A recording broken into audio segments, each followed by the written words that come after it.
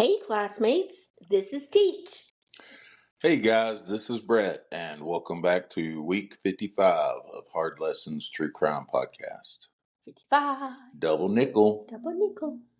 Remember my old patrol car, 555, the triple nickel? Nope. Is that big Caprice one? No, that was the Ford Crown Vic after the Caprice.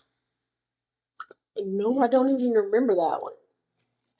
Maybe I do, because we were all proud because it was the newer one. I got a newer And it had a doorknob, it had a door handle, and the windows actually worked. And the hose for the radiator wasn't a yard water hose for the yard. Yup. I was official. Yes, I remember that now. Man, those were the days. Moved into well, I guess we'll keep you, Officer Watson stage. Exactly. That was like job security. They gave me a newer vehicle. Okay. I was kind of concerned when I went to work for them February 9th, 2001, and I saw the chief's secretary order my coat that day because, it's February. It's still chilly. A little bit. It didn't come in until the following September. Wow. I was very concerned. Why did it take so long? Well, they didn't feel like there was a place called Pampa, Texas, so they sent it to Tampa, Florida, and then it got lost. That's when you just be like, we're going to cancel that and we're going to reorder. Yeah, That's Tampa when you call, PD, you owe me a coat. That's when you make a phone call. And you spell the city out. Exactly. Or give them the zip code and say, you know what? Here's our zip code. We are a real town. We got restaurants and everything. I cannot confirm or deny. I'm just a guessing. I'm just assuming. So, Teach, how was your cold week? Well, it wasn't really all that cold, was it? What am I saying? I wore a sweatshirt and a coat all week. I mean, I've seen you put a coat on in July. So if the air temperature is cold, like, 70, then I can get cold. Exactly. So I can get cold just walking down a hallway, and that's the breeze that I create is making me cold. There you go. There you go. And it's comforting to wrap up in a blanket and just snuggle in and go to sleep. Not when it's 1,002 degrees outside. Maybe 1,001, but not at 1,002. 1,002? It's the best time. Well, before we get started, I just want to say thank you to everybody for the great responses from last week's episode on Adventures with Purpose. A lot of great discussion, a lot of great feedback. And we got an email from Jared Lassick, Adventures with Purpose. I didn't think it was him. No, it was one of the staff members, Right. And they were going to pass it on. forward the episode. But I mean, they listened to the episode, and at first when I was reading, I was like, "Yeah, okay, you listened to maybe the first 5 minutes." No, they sent back like Teach was asking later on in the episode. I would like to learn how to watch it from the beginning, not just random videos. So they said, tell Deanna to do this, blah, blah, blah, blah, blah, blah. So they listened to the whole episode. And with that, we learned that you can't, on the TV, the app on the TV, YouTube, right. YouTube app. You can't go and do the oldest. It's on your phone. And then Chromecast it to the TV. Yeah. And so that's how I've been watching it. And guys, Jared is hilarious. Y'all need to go watch his early ones, like his very, very early ones, Adventures with Purpose, because he's hilarious. He makes the corniest dad jokes. Excuse me? Really, you need to watch some of them.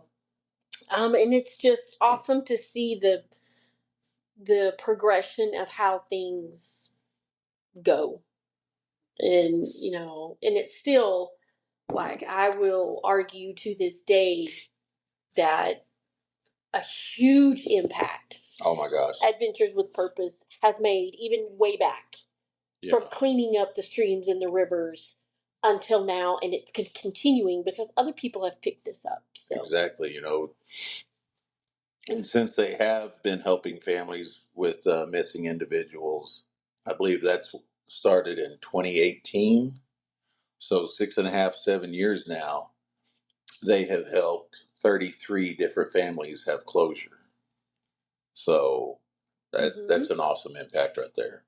It is because of their willingness to learn and just not be selfish and use their talents to help other people at their own dime, mind you.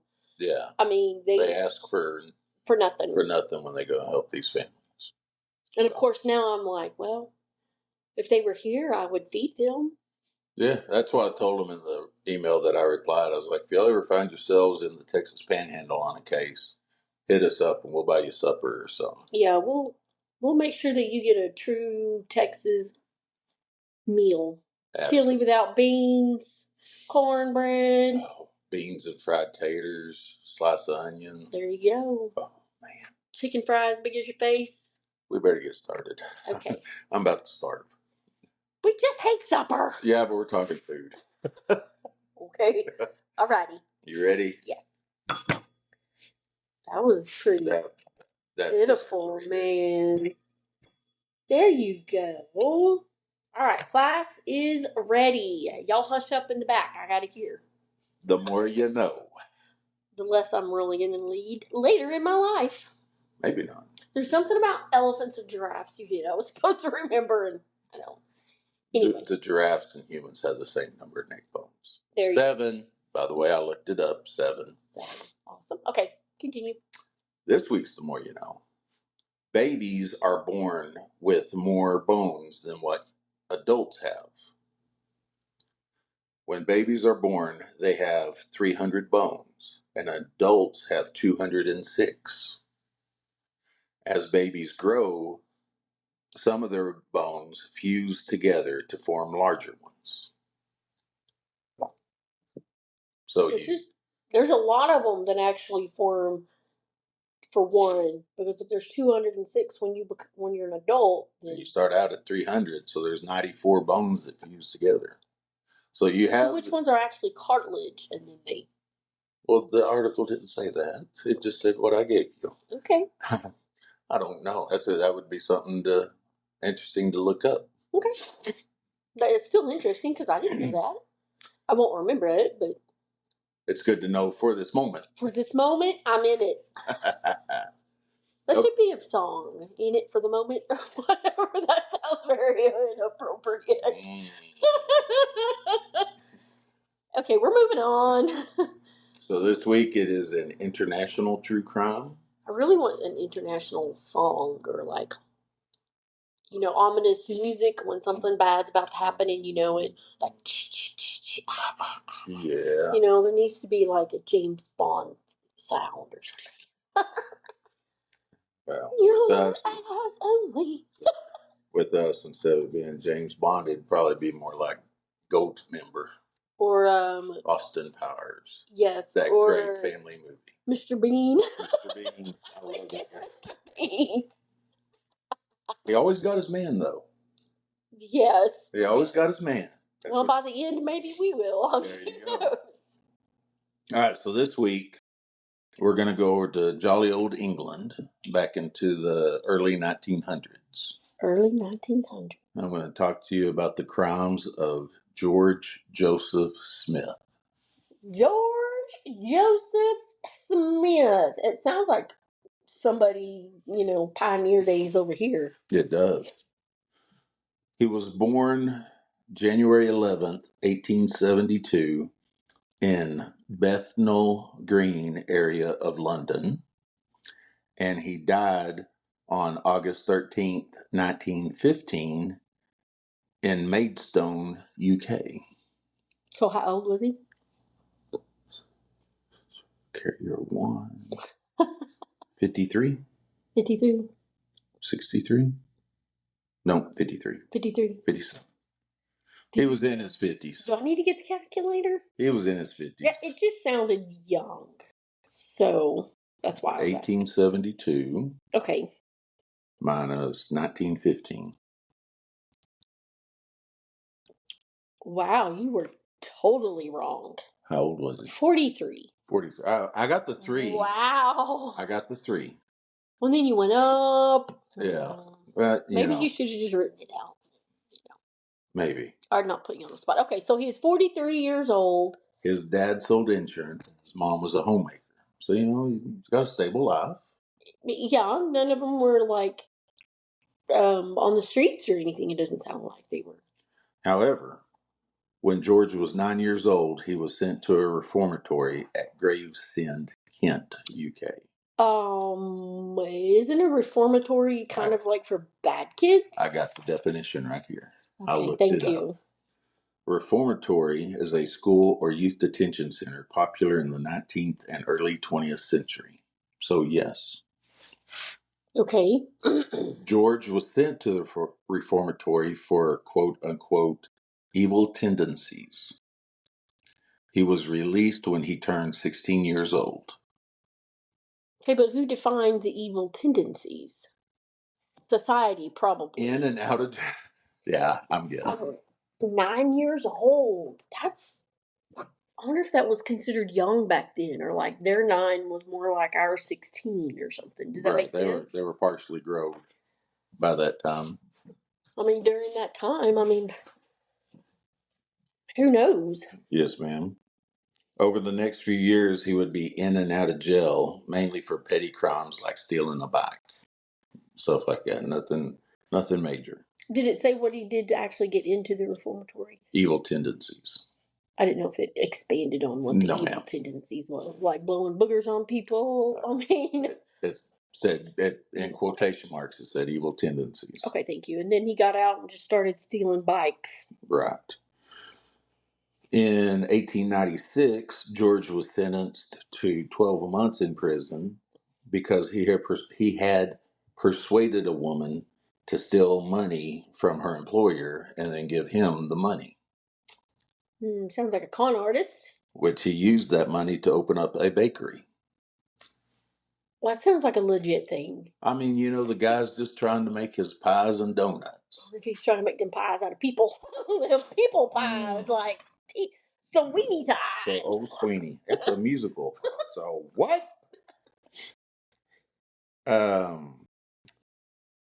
Then he started using an alias of George Oliver Love, and he got married to Caroline Thornhill in 1898 using that alias. Okay.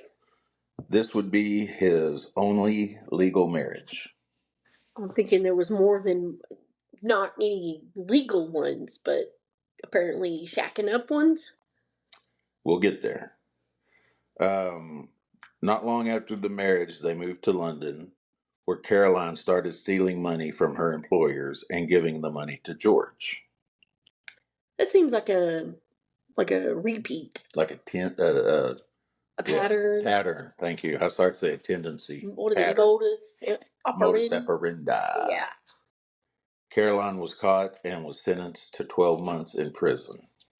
But once she was released, she incriminated her husband into all this, and he was sentenced to 2 years in prison.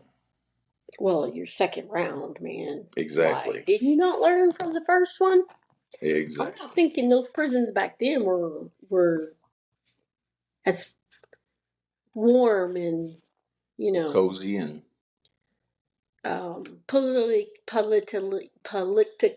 politically correct. Yes, that's the word. They got to have their TV time. Exactly. While George was in prison, Caroline fled to Canada. Her and George never saw each other ever again. I wonder if she changed her name. Maybe so. She fled from him. She ran.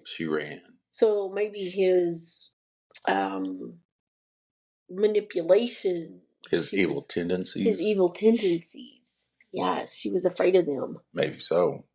Pretty good reason to be. as we will discover. Okay. Dun, dun, dun. Dun, dun, dun. In June of 1908, George got married again to Florence Wilson, who was a widow from Worthing, which is a seaside town in West Sussex, England. Okay. So Was he hoping she had money? I'm thinking so. Hmm. On July 3rd, so, June 1908 to July 3rd, George left Florence. But first, he took 30 pounds from her savings, Oh. sold all of her belongings, and then left for London. So basically, it sounds like almost left her with nothing. Took everything. Basically, 30 pounds in 1908 is worth 4,000 pounds today, which is just shy of 5,000 US dollars. Okay. But back then, it was a pretty penny, especially to a widow. I mean, if I was to lose $5,000 right now, I would probably curl up in the fetal position somewhere. Well, definitely, because I didn't want to know where the 5,000 was to begin with. Right. We're living like this, and you have 5,000? I'm just playing. You're the queen of my double wide, baby. Now, one not to stay single very long. On His money. On July 30th, George married Edith Pegler in Bristol, UK. Edith met George when she replied to an ad he had placed for a maid. George told Edith that he was an antique dealer and he would disappear for months at a time, just going and looking for antiques to sell and buy. In October of 1909, using the alias of George Rose Smith, George married Sarah Freeman. And the maid that he hired? That was Edith. Okay. He married this lady while he was out looking for antiques. But he hired Edith to clean his house while he was gone. But he married her also before he left. This what I just asked. Yeah. No, you asked him. So, yeah, he's married to his maid, but yet he also marries this lady also. Okay, so he double married. He's double married. Okay, that's where I was confused because I was like, wait a minute. Okay. And it doesn't say how long, it just said that he quickly left Sarah. But before that, he cleared out her savings and sold her war bonds and made $4,000 for what would today be 4,000 pounds, or no, was then 4,000 pounds, or today in U.S. money, $62,624.89. Whoa. So basically, he's just a manipulator, con artist who is taking this money. Exactly. Did he kill anybody? We'll get there. Oh, okay. Not long after this, he quickly married Bessie Monday and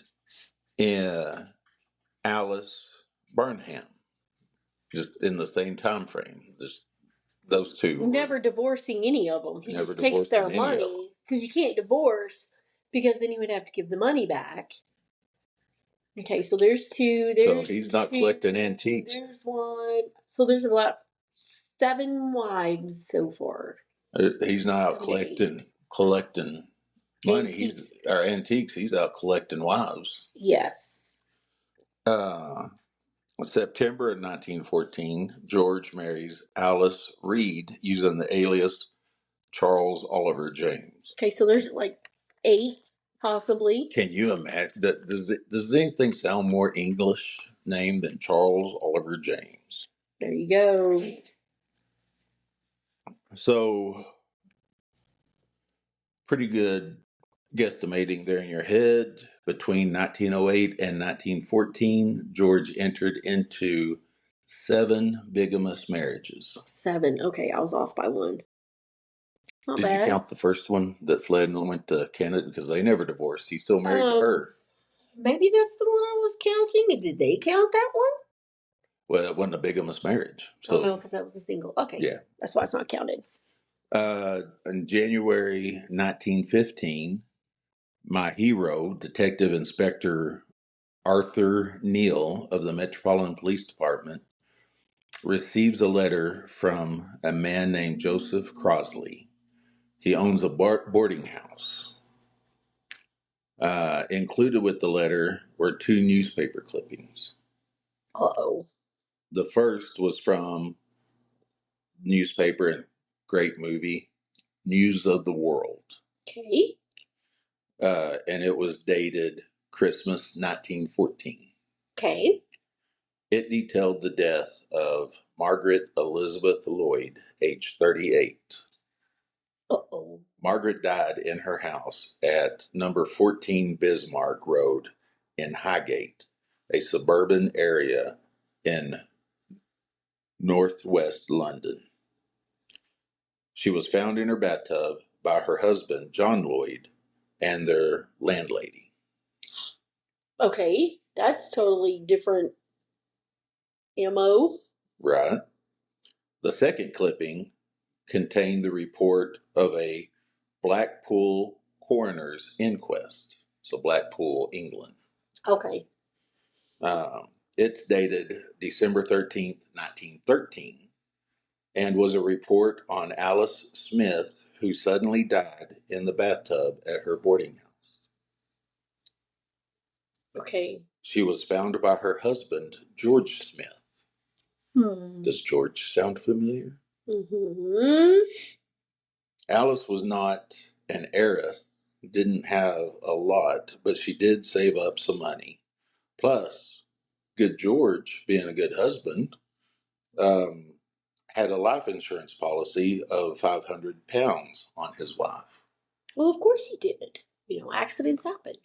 That £500 today would be £62,000, or in U.S. money, $75,484.99. So now, not only is he marrying them, he has figured out if I take out insurance on them and then kill them, I could collect it. Almost sounds like H.H. Holmes. Oh, sounds close. I wonder if they're related. I don't know. Um, the letter that Detective Neal received was dated January 3rd, no year given, just January 3rd, and expressed suspicion of the two incidents and asked if he would be able to look into them.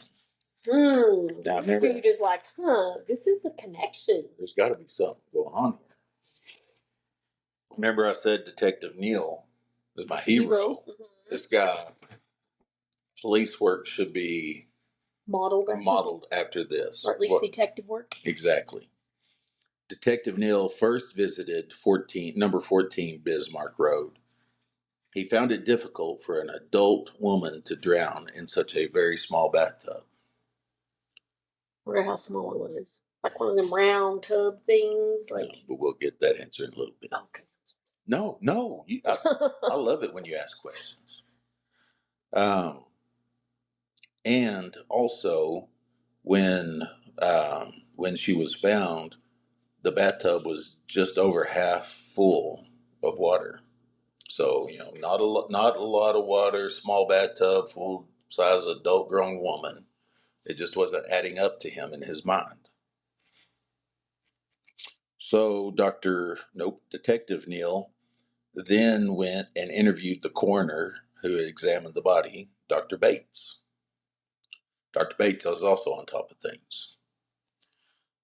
He asked if there were signs of physical violence. Dr. Bates said that the only thing he found was a small bruise above her left elbow. Detective Neal would go on to learn that a will had been made on December 18th, 1914, just 3 hours before Mrs. Lloyd was found dead. Whoa. That's cutting Only close. 3 hours? That's cutting it That'd close. be kind of suspicious. Be like, why you want to make a will right now? Yeah. Like, we've been together how long, and now you want to do this? Now you want to make a will? Well, honey. Shouldn't we go Christmas shopping? It's a week from today. Like, I just found out you had all this money. Yeah, I'm trying to do this to protect you. In the will, John Lloyd was the sole beneficiary. Also on the same day, Mrs. Lloyd for some miraculous reason, withdrew all of her savings. Hmm. And it didn't give an amount on that. Now she withdrew it? She withdrew it. I wonder, are you of sound mind? Right. Are you under duress? Blink twice if you are. Need me to ring the constable. Hold up the number 2 if you need help. I'm not making fun. I'm just saying, like, people were not aware, apparently. Exactly. On January 12th, Dr. Bates contacted Detective Neal. The Yorkshire Insurance Company had sent an inquiry into the death of Mrs. Lloyd. 3 days before getting married, Mrs. Lloyd took out a life insurance. Nope, Mr. Lloyd took out a life insurance policy worth £700. Today, £87,000, or $105,922.48 in U.S. money. So before they got married, he took this life insurance policy out. Correct. Okay. Detective Neal asked the doctor to delay on his reply. So during this time, Detective Neal requests more info from the Blackpool Police Department on the Smith case, the other lady that was found drowned. Okay. As before, Mrs. Smith had recently taken out a life insurance policy, making her husband the sole beneficiary.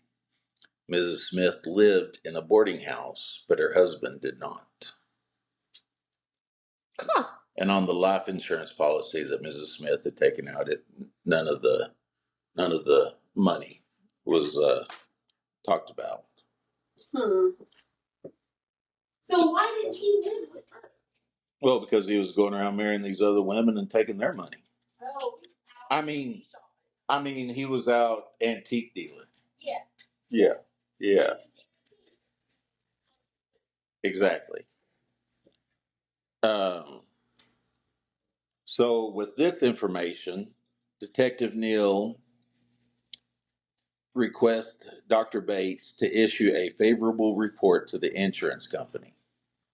Why, you might ask? Catchy. He's like, he's going to get notified from his attorney that, hey, I've got the money from your spouse's life insurance policy, and I'm going to be there to talk to the man. So the attorney's office was watched day and night. On February 1st, a man matching the description of Mr. Lloyd showed up. Detective Neal arrived on scene when he was there and asked if he was John Lloyd. The man replied, yes, I am. Are you also George Smith? Who? Who's that? I've never heard of him before. Highly denied it. I don't know who you're talking about. Right. So Detective Neal asked more questions and I'm sure applies a little more pressure. And Lloyd admitted to also being George Smith. So at that time, Smith was arrested for bigamy. So what's bigamy, you may ask? I looked that definition up as well. It is the act of going through a marriage ceremony while being married to another person. When Smith was arrested, Detective Neal asked pathologist, and this is going to become another hero, Dr. Bernard Spilsbury, to look at the case and share his thoughts. Spilsbury had worked on many high-profile cases. A couple of them include the Major Armstrong poisoning and the murder trial of Donald Merritt. Spilsbury was known for his effortless dominance in the courtroom. Ooh. Like, the dude could not be shaken. Good. That means he knew his job. Absolutely. And I just moved 2 pages instead of 1. Go back. Here we are. Hello. Now, at this time, when Detective Neal got a hold of Spilsbury, he was mainly working as a consultant for the police. Okay. So one of our favorite things to talk about is when a body is exhumed. Mm-hmm. They exhumed Margaret Lloyd's body. Ew. She had been Hadn't been dead done, no. about a year. uh, Spilsbury's first task was to detect is the death by drowning, and if so, was it accidental or by force? How can you tell? I have no damage to the body, blah blah Mm, blah. okay. Oh, like force, like you were held under the water. Exactly. Okay, that Yes, makes ma'am. more sense. Okay. Spilsbury noted the bruise that the original doctor said, The elbow. but he also noticed in the same area two microscopic marks. Uh-oh. There was no sign of heart or circulatory disease, so she couldn't have passed out or had a heart attack and then drowned. Um, and there was no sign. I was about to read that again. But evidence showed that the death was instantaneous, almost like she had had a stroke, but yet no Hmm. circulatory issues. I'm thinking he injected her with something. Um, Spilsbury said poisoning could have been used and ordered tests.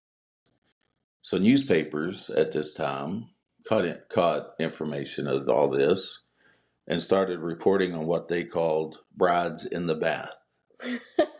So that is what this case is now known as, even to this day, the brides in the bath murders. Hmm.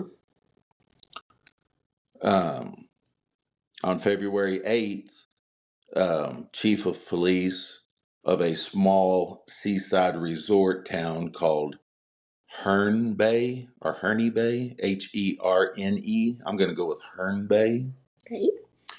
Uh, read one of the articles about the brides in the bath and sent Detective Neal a report because in his little small town, they had also had a similar death.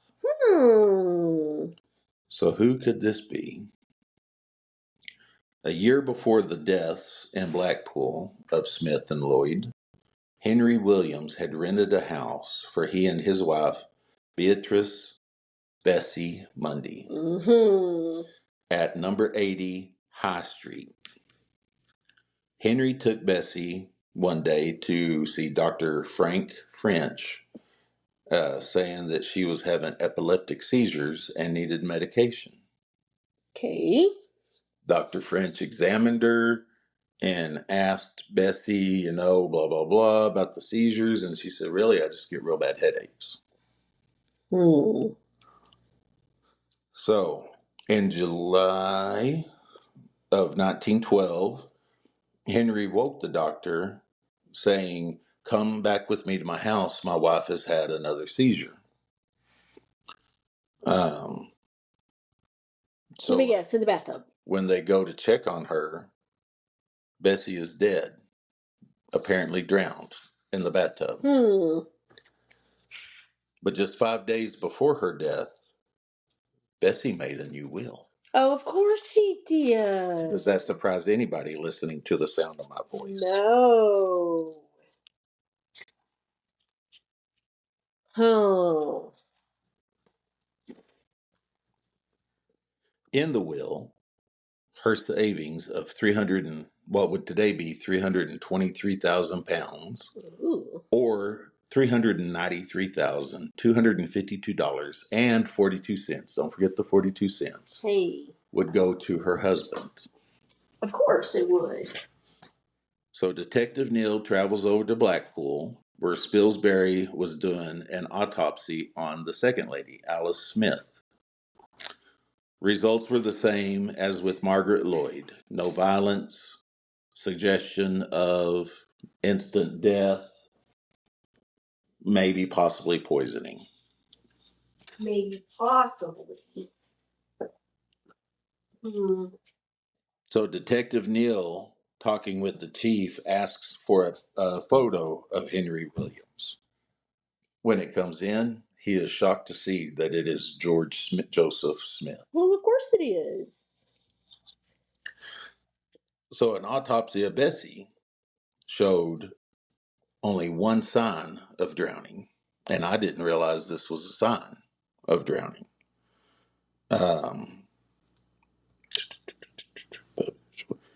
Goose pimples on her thighs, You mean they stay? apparently. That's weird. Mm-hmm. Okay. So, Did he explain any of that? not in the article, it wasn't explained. I mean, he Okay. might have at the time, but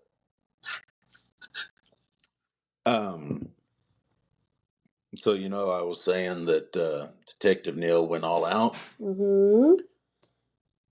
So after the autopsies are done, and he finds out about the third victim that was murdered a year before these Bessie. other two, Yeah.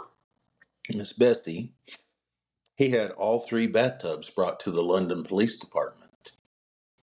Huh. And he's going over and he's looking at them and he's doing his thing. And first thing he notices is that Bessie was a tall lady of 5'7". She wouldn't have been able to fit. You were asking that about uh, the bathtubs. Yeah. They were all 5 foot long. So Okay. So how she wouldn't have fit in there to begin with. not without her feet hanging over the side or something. Well, yeah. And Propped up on the front. and if she truly had epilepsy, like her husband told the doctor she did, that wouldn't have worked out either because the first stage of epilepsy is stiffening and extension of the body. Yeah. So there's no way her head would go under the water. No, because she would stiffen and it would just like a board. Mm-hmm.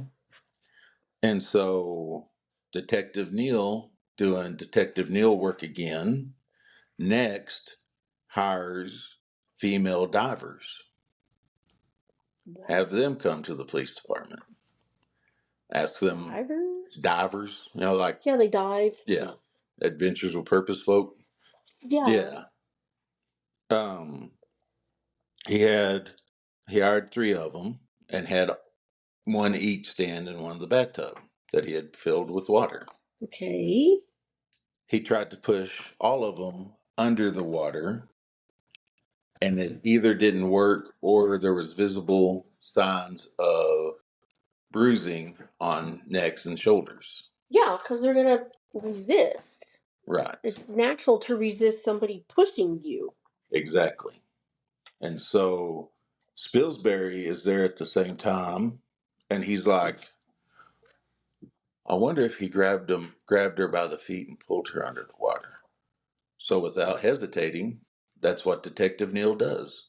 Grabs the feet of one of the divers and pulls her under the water. And she immediately goes under.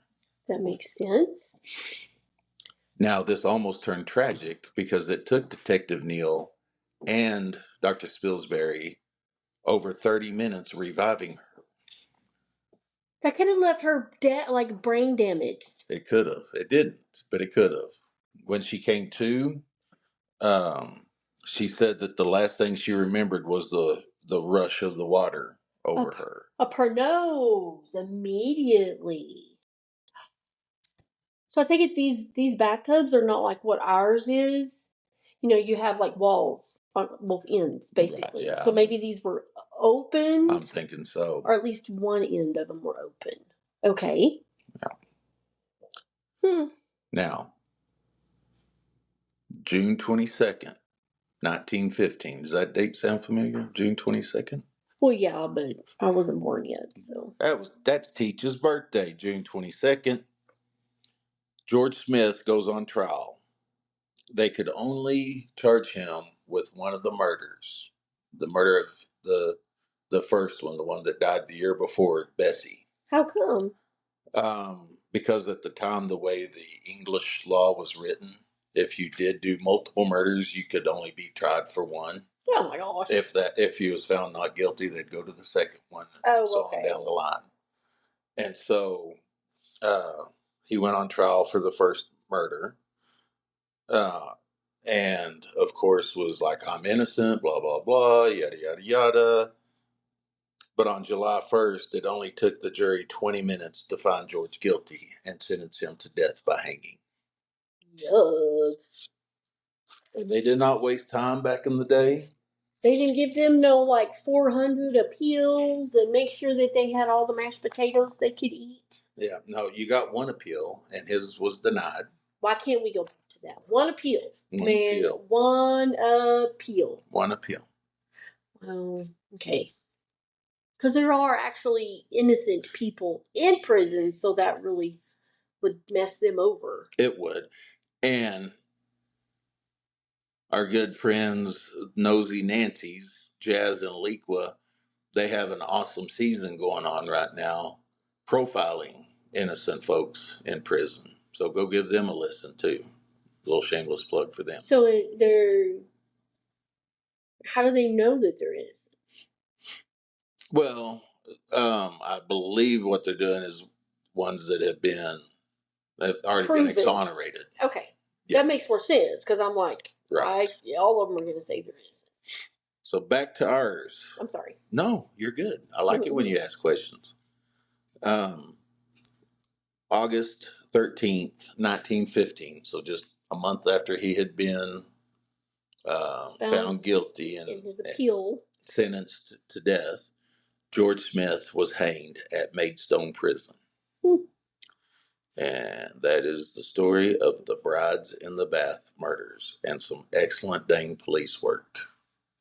Yeah, because he could have just said, no, this is just a coincidence. Exactly. 2 different names, 2 different men. But he was an inquisitive detective. And he did the extra work, bringing the bathtubs to the police department. Yep. Doing all that legwork. And talking to 2 different doctors. Well, 3 different, but anyway, yeah. Right. Because, the autopsy people, the coroners. Yes, ma'am. And then that specialist. So my bibliography for this week, murderpedia.com, George Smith.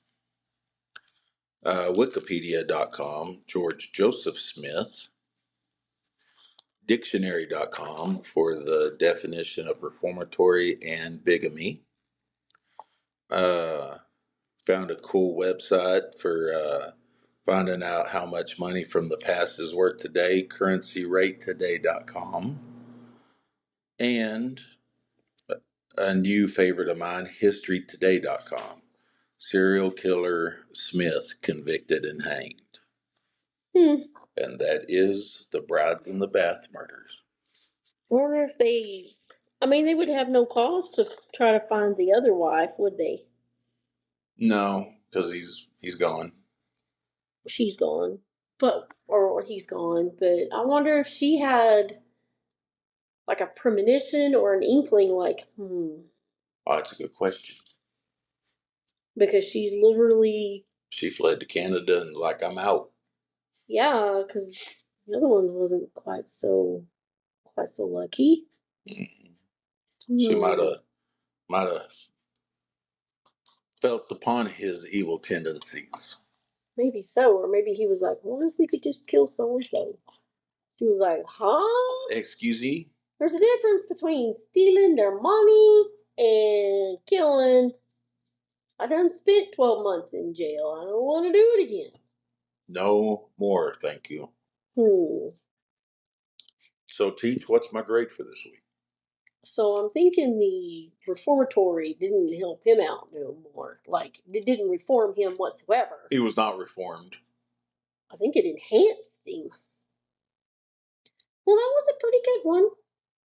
I'd have to give you an A. Plus. No.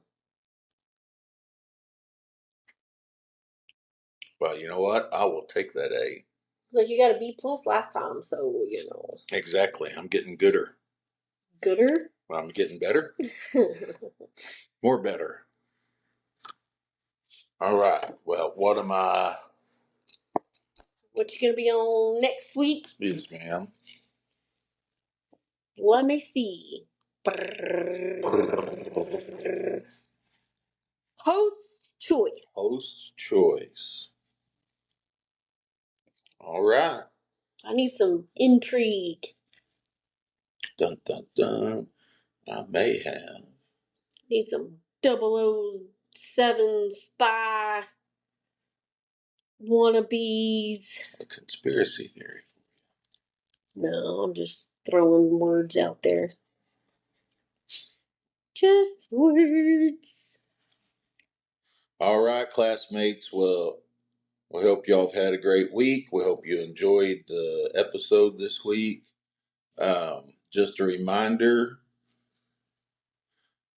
Boomtown Comic Con is coming up March 22nd, Borger, Texas, at the Aluminum Dome. Teach and I would love to see some familiar faces there. Some of the folks that are going to be attending, I cannot remember his name right now, Mark something or another. Anyway, he did 4 or 5 different voices on Dragon Ball Z back in the day, and now he travels the country doing stand-up comedy. An actress by the name of Tammy Aaron, who used to play Pippi Longstocking, and a comic book artist that has worked on, among other things, Spider-Man Miles Morales. Hey, like what did he do? Some of the drawings, I don't. Oh, okay. Yeah, I don't. I could probably ask when we're there, right? Probably so. Okay. He has also worked on the Incredible Hulk comic book series. What? So he's got a pretty cool resume. Sounds like it. Plus, there's going to be other local vendors and artists there.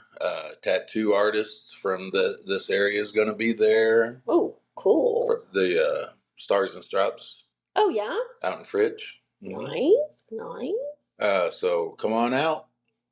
This is March 22nd, starting at what time? 10 a.m.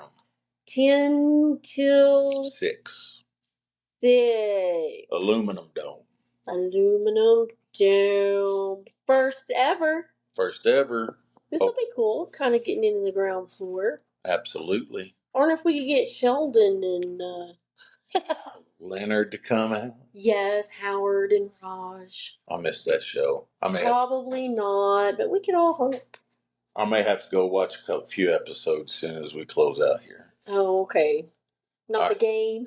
All right, classmates. Y'all have a great week, and we'll be back next week with another True Crime Host Choice episode. Bye, y'all. Class dismissed.